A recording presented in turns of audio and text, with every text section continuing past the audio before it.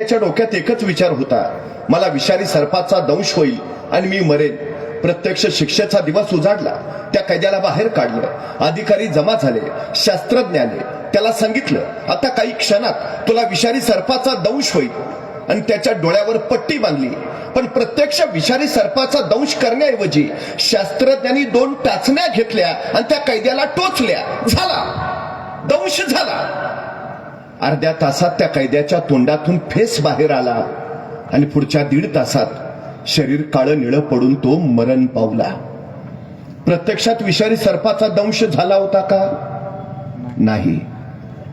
विषारी सर्प तुम्हाला मारत नाही, तुमच्या मनातला विचार तुम्हाला मारून टाकतो. तुम्ही जसे विचार करता तसे घडाल. तुम्ही जसा विचार कराल तसे उभा राहाल. तुम्ही जसा विचार कराल तसा समाज घडवाल. तुम्ही जसा विचार कराल तसे राष्ट्र तयार कराल. तुम्ही विचार कसा करता? हा विचार संस्कारातून येतो. संस्कार प्रबोधनातून